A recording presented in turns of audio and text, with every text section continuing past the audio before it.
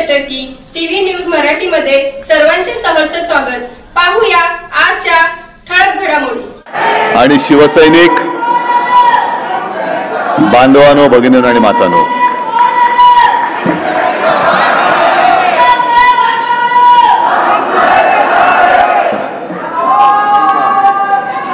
आपण काल जो म्हणजे गेल्या आठवड्यामध्ये लबाडाने जो निकाल दिला,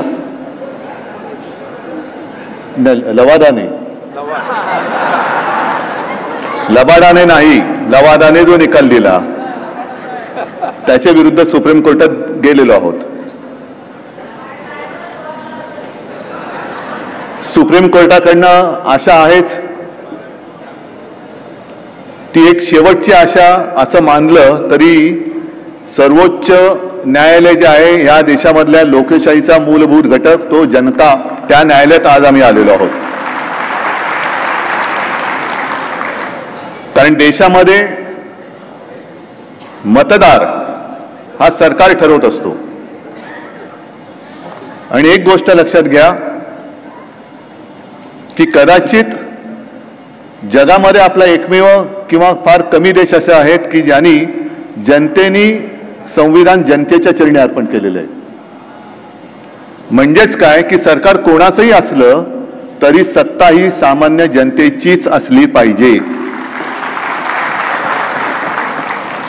मला कल्पना ही काही जाहीर सभा नाही, बरंचसं जे काही सांगायचं ते व्यवस्थित सांगितलेलं आहे। हा सूर्य हा जयेंद्र, आता तरी निकाल मिळाला पाहिजे, न्याय मिळाला पाहिजे। नाहीतर संजय राऊत, आपण जे बोललात पुरावा पुरावा पुरावा की गाडावा, माझं तर आव्हान आहे, नार्वेकरांनी मिंद्यांनी माझ्याबरोबर जनतेत जाऊन उभं राहावं। पोलीस प्रोटेक्शन नाही, मी एक सुद्धा पोलीस घेणार नाही सोबत, तसंच मिंद्यांनी यावं, नार्वेकरांनी यावं आणि तिथे नार्वेकरांनी सांगावं शिवसेना कोणाची,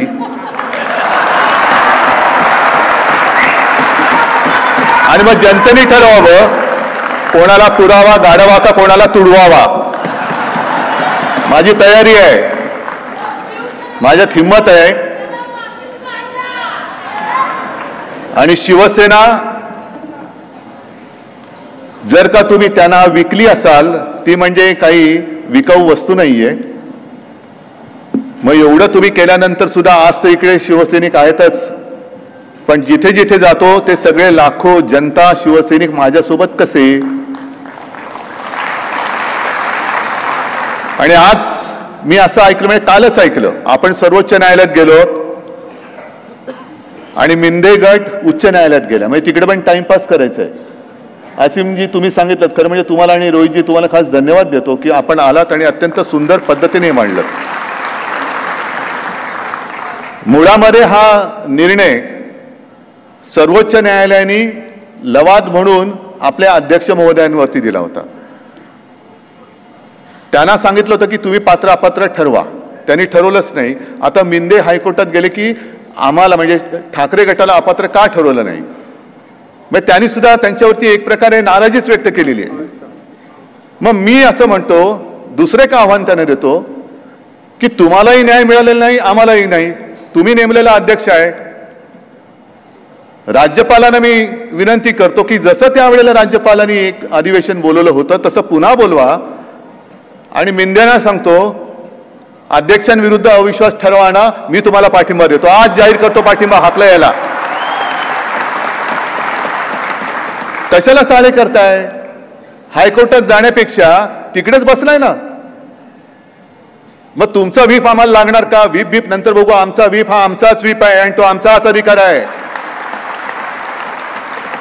आणि व्हीपचा मराठीत अर्थ होतो चाबूक।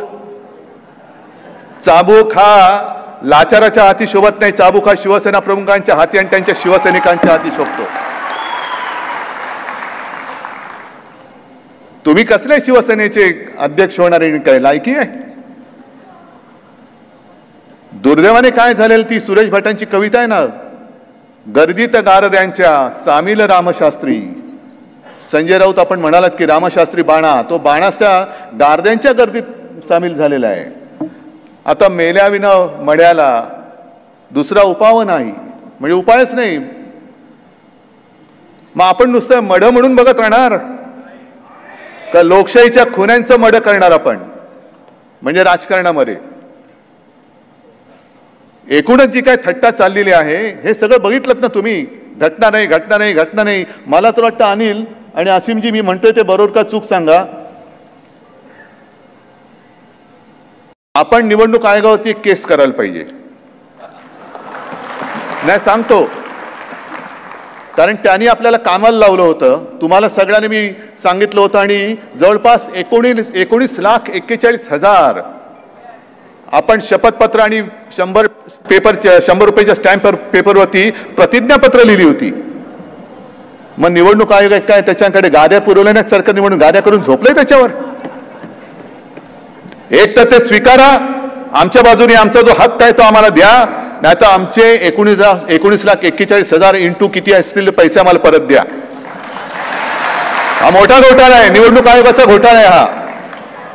पैसे सामान्य शिवसैनिकाचे गेलेले आहेत. तिकडे कोणी असे जगातले 2 नंबरचे श्रीमंत आमचे कोणी मित्र नाही आहेत की जे पैसे देतील आणि आम्ही अर्ज भरून घेऊ. ईडी सुद्धा त्यांचाच नोकर आहे, सगळेच नोकर आहेत त्यांचे. मी आता उघडपणाने बोलतो, आणखीन काय करणार आहेत आणि काय करतील? तुम्ही बसलात ना इकडे, बघून घ्याल तुम्ही, मला काय चिंता.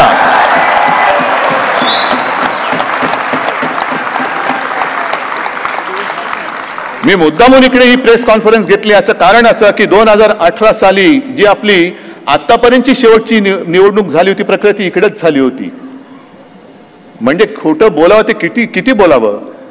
बरं 2013 साली तुम्ही बघितलं कोण कोण होतं त्याच्यामध्ये? रामराम गंगाराम पण होते ना त्याच्यात. म्हणजे त्यांनी रामराम केल्या म्हणून रामराम गंगाराम म्हटलं, नाही तर तसं काय मला म्हणायचं नव्हतं. पण ही अशी सगळी नालायक माणसं एकत्र करून तुम्ही आम्हाला गिळायला निघालात. गिळायला निघाले ठीक आहे, उद्या काय होईल बघा. आज कदाचित वाटलं तुम्हाला गिळले, उद्याची हालत काय होईल ती तुम्ही बघून घ्या. गिळल्यानंतर पुढे 24 तासांनी काय होतं. आता काही जण मला विचारतात की उद्धव ठाकरे यांनी राजीनामा दिला नसता तर. मी देऊन टाकला राजीनामा, कारण मला सत्तेचा मोह नाही. एका क्षणात वर्षा सोडला आणि एका क्षणामध्ये मी मुख्यमंत्रीपद पण सोडलं, भिरकावून दिलं. मी कायदा वगैरे तो बघत नाही बसलो. मला वाटलं की माझा शिवसैनिक जो शिवसेना प्रमुखांनी शिकवण दिलेली आहे त्या विचाराला, त्या संस्कृतीला मी जागलो आणि मी जागणार. याला म्हणतात शिवसेना प्रमुखांचा विचार. मग असे काही म्हणतात की तुम्ही राजीनामा दिला नसता तर सुप्रीम कोर्टाने असं म्हटलंय की तुम्हाला परत मुख्यमंत्री केलं असतं. अहो बरोबर आहे, पण त्याच्यानंतर सुप्रीम कोर्टाने जे त्यांचं निरीक्षण नोंदवलं ते फार गंभीर आहे. त्यांनी राज्यपाल महोदय म्हणून त्यांचा जो काय दुसरा नोकर इकडे बसवला होता, डोकं काय सगळंच काय आहे त्यांचं. त्यांनी मुळामध्ये ते अधिवेशन बोलवलं तेच असंविधानिक होतं. म्हणजे सरकारच असंविधानिक बसलेलं आहे तिकडे. माझ्या राजीनाम्याचं काय घेऊन बसलात?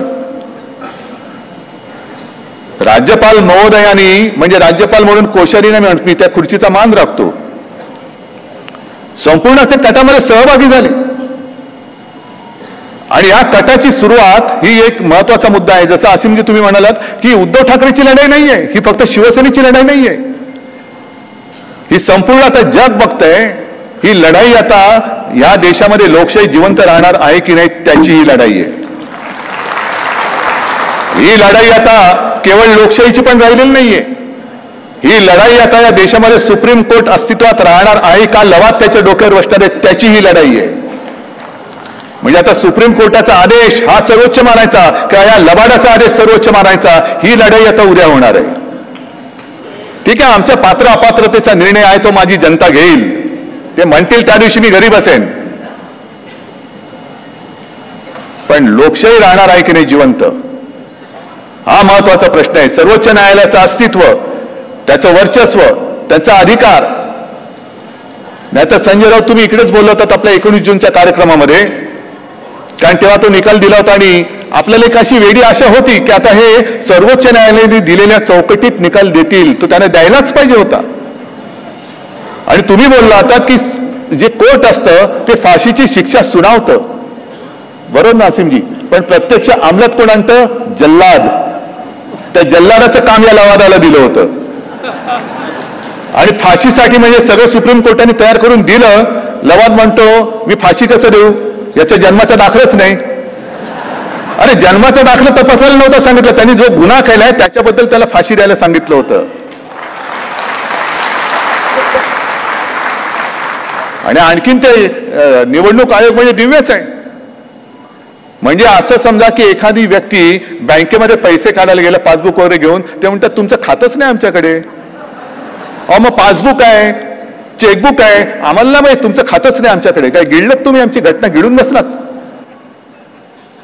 पण हा केवढा मोठा कट आहे. आणि त्या कटाची सुरुवात जी आहे, त्याचं जे मूळ आहे ते तुम्हाला सगळ्यांना लक्षात असेल, आठवत असेल की नाही जरा बघा. कारण गेल्यावर काय मला वाटतं 2022 साली JP नड्डा इकडे आले होते. आता त्यांना सुद्धा काय अधिकार आहेत की नाही कल्पना नाही. असा ठराव त्यांच्याकडे झालंय की नाही की सर्व अधिकार JP नड्डा या अध्यक्षाला दिलेले आहेत की नाही काढा.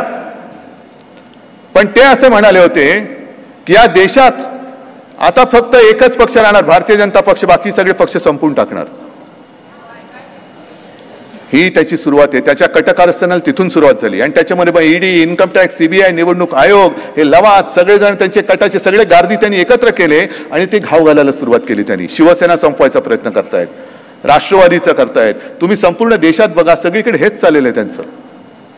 मग सगळे पक्ष संपून देशात एक पक्ष राहणार हे जर एखाद्या राष्ट्रीय पक्षाच्या सत्ताधारी पक्षाचा अध्यक्ष बोलतो, तर लोकशाहीचा डंका आणि लोकशाहीचं रक्षण करणाऱ्या निवडणूक आयोगाला हे मान्य आहे काय? हे उघड उघड बोलतायत, खेचताय त्याची शेंडी. मी शेंडी बोलतो कारण नड्डा बोलल्यानंतर उगाच चुकीचा अर्थ घेऊ नका कोणी. मी शेंडी बोललो मुद्दा म्हणून. आणि नाहीतरी ते मी तुम्हाला सांगितलं ते शेंडी का बोललो ते त्यांना. पण एखादा अध्यक्ष येऊन उघड उघड बोलतोय की यापुढे देशामध्ये एकच पक्ष राहील, तो म्हणजे भारतीय जनता पक्ष, बाकीचे सगळे पक्ष संपून जातील. आणि आम्हाला असं वाटलं काय लढाई बघू नाही, हे फार घातक पद्धतीने लढाई सुरू झालेली आहे.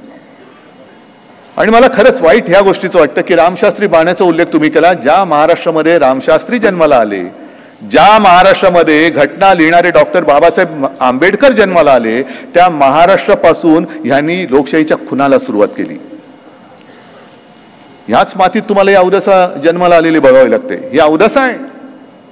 या महाराष्ट्रामध्ये जसं बाबासाहेब आंबेडकर जन्माले, रामशास्त्री प्रभूने जन्माले, तसे लोकशाहीचे हत्यारे सुद्धा जन्म घेत आहेत. आणि त्यांना त्यांची महाशक्ती साथ देते आहे. त्यांना माहिती नाही ही महाराष्ट्राच्या मातीचा पराक्रम काय आहे. ते अशा गद्दारांना थारा देत नाही. ती माती तिथल्या तिथे त्यांना गाडून टाकते, संपवून टाकते. आणि हा सगळा क्रम बघितल्यानंतर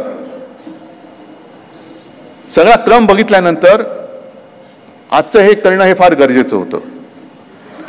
कारण आपल्यावरती संशय घेतले गेले. मध्ये कोणीतरी सांगितलं की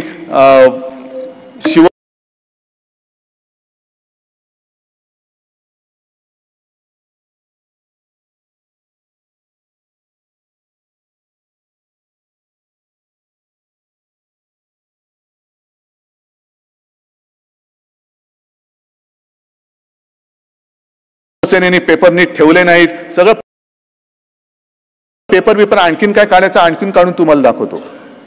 पण महत्वाचा मुद्दा होता, कशासाठी माझी सही घेतली? मग कोणतरी ढोकळेवाल्याची घ्यायची होती, शेवफाफडेवाल्याची घ्यायची होती. तुम्हाला अजूनही असेल, नको आता त्याची वेळ झाली, आठवण करू नका, चहाचीच वेळ झाली. पण मला बोलवलं होतं. आणि तुम्हाला माहिती असेल की जेव्हा मला वाटतं 19 साली जी रांग बसली होती, नरेंद्र मोदी आणि सगळे बसले होते, त्याच्यात मला बसवलं होतं. आणि मोदीजी मला वाटतं तेव्हा बोलले ते का 14 साली बोलले असतील, लक्षात नाही आता, की अब बाला साहब नहीं रहे, कुछ सलाह मशवरा करनी होती है तो मैं आप उद्धव जी से बात करता हूं. मग मी काय असाच होतो? मग तुमचा तो आता काय, मला कधी कधी माझी पंचायत काय होते की घराणेशाहीचा आरोप झाल्यावरती मला उत्स्फूर्तपणाने घराण्याचे पारंपरिक शब्द आठवतात. पण ते मी उच्चारायला गेलो की मग वाटतं अरे थांब जरा. आणि मग मला मनातल्या मनात समानार्थी शब्द आठवून मग ते बोलावे लागतात. नाही तर मी काहीतरी बोलणार होतो, जाऊ द्या. पण तुमचे महनीय अध्यक्ष त्यावेळीचे अमित शहा, वेळ आली तर बोलेन, पण तुमचे महनीय तेव्हाचे अध्यक्ष अमित शहा हे माझ्याकडे आले होते. नंतर त्यांनी सांगितलं ऐसा कुछ हुआ ही नहीं, अरे कुछ करना ही नहीं था, कुछ होने नहीं, तर फिर आले कशाला होते आणि काय म्हणून आला होता तुम्ही? 19 साली माझा पाठिंबा घ्यायला शिवसेनेचा, माझ्या शिवसेनेचा, होय माझ्या शिवसेनेचा, माझ्या वडिलांचा पक्ष आहे.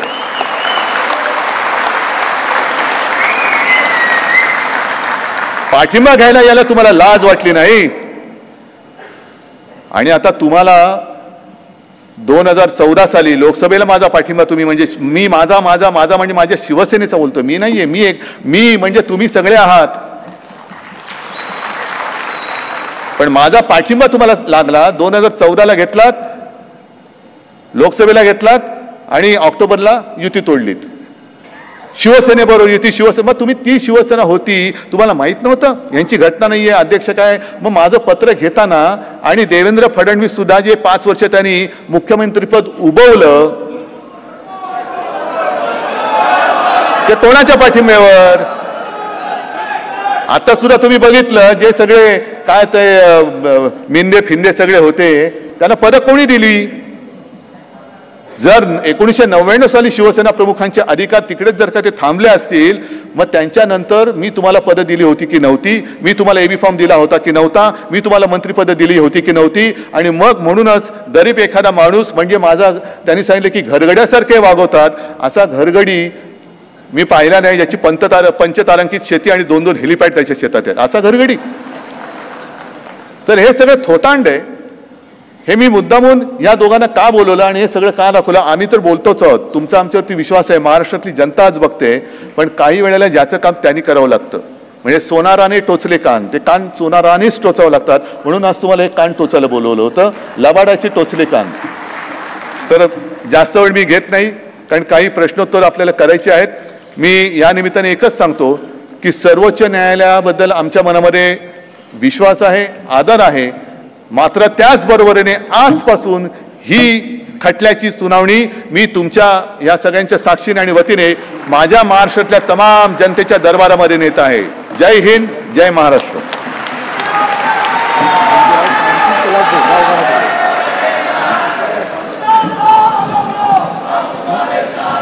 उद्धव साहब आपने धो डाला. पाहण्यासाठी आपले चॅनल लाईक आणि सबस्क्राईब करा व बेल आयकॉन दाबायला विसरू नका.